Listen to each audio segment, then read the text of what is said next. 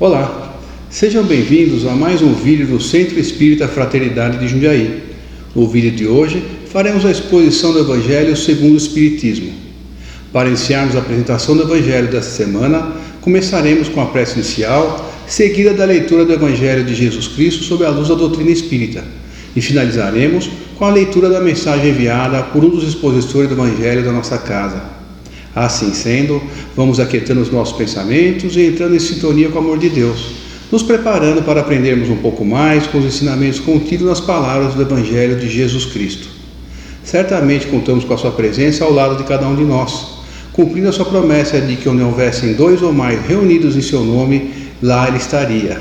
E assim, juntos, oremos o Pai Nosso nos deixado por Jesus.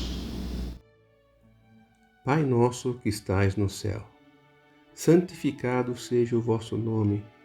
Venha a nós o vosso reino e seja feita a vossa vontade, assim na terra como no céu. O pão nosso de cada dia nos dai hoje. Perdoai as nossas dívidas, assim como nós perdoamos os nossos devedores. Não nos deixeis cair em tentação, mas livrai-nos do mal, que assim seja. O Evangelho segundo o Espiritismo, capítulo 9, Bem-aventurados os mansos e pacíficos, item 8, obediência e resignação.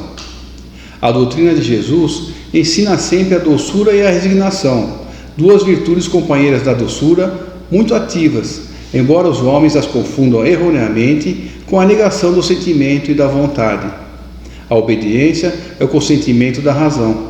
A resignação é o consentimento do coração. Ambas são forças ativas porque levam o fardo das provas que a revolta insensata deixa cair.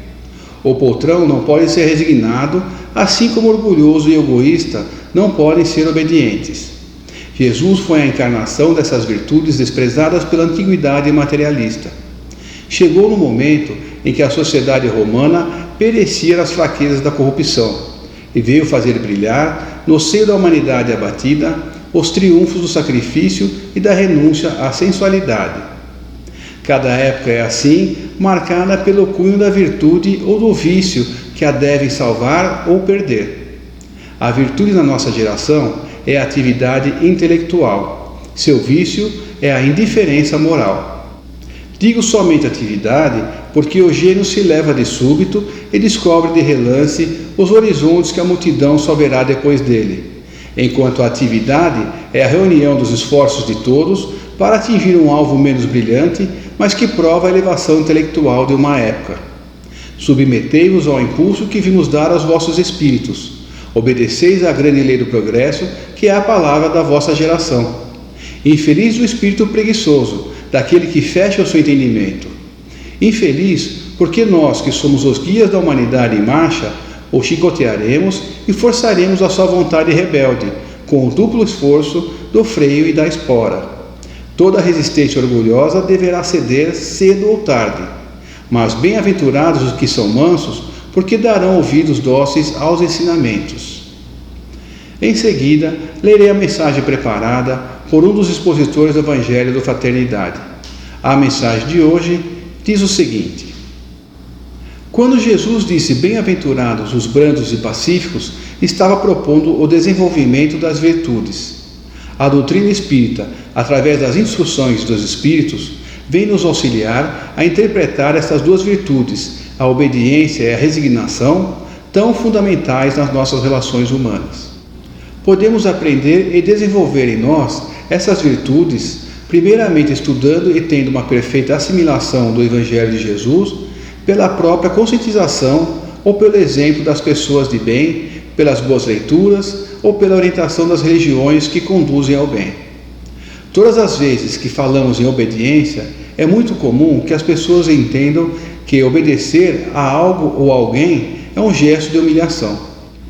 Quando os pais pedem aos filhos obediência, costuma-se pensar que estão em clima de briga, de imposição, que com certeza existe algum problema familiar. E por esta razão, a ideia da obediência costuma estar associada à ideia da humilhação. E nós aprendemos que a obediência que Jesus se referiu não tem essa conotação de humilhação, e sim de obediência de acordo com a razão. Não fazer o que os outros queiram é sim entender exatamente a importância daquilo que nós iremos fazer, porque trata-se de uma postura interna, racional, compreensiva. Desta forma, estamos aprendendo a colocar em prática as leis de Deus. E o cumprimento delas se faz através da obediência, virtude que nos facilita o entendimento e a aplicação do Evangelho de Jesus no nosso dia a dia. Seguindo as leis de amor, respeitando o seu próximo, aprendendo a tolerar e a perdoar. Resignação são os bons sentimentos que cultivamos no coração, no qual nos ajuda a compreender a necessidade de não nos revoltarmos, e sim nos conformarmos diante dos acontecimentos inevitáveis da vida, como a perda de um ente querido, entendendo que a morte é um fenômeno natural e que todos os indivíduos terão que por ela passar por ser inevitável. Logo, não vai adiantar a aflição, porque todas as criaturas no mundo morrem. Por isso se diz que a resignação é o consentimento do coração, porque nós refletimos, avaliamos e acatamos aquilo que a vida determina. Devemos aprender a nos resignar diante dos sofrimentos e aprender que nada é por acaso, tudo tem uma razão de ser. O resignado não aparenta sofrimento porque conhece a lei de Deus e a ela se submete com humildade.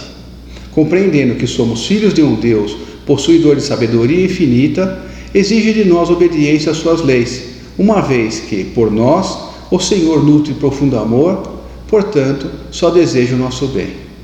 Lembrando que a obediência é o consentimento da razão, resignação é o consentimento do coração. O nosso muito obrigado ao expositor do Evangelho que nos preparou esta mensagem. E assim, encerramos este vídeo desejando a todos uma excelente semana, cheio de amor, paz e harmonia. Fiquem com o amor de Deus e a paz de Jesus Cristo.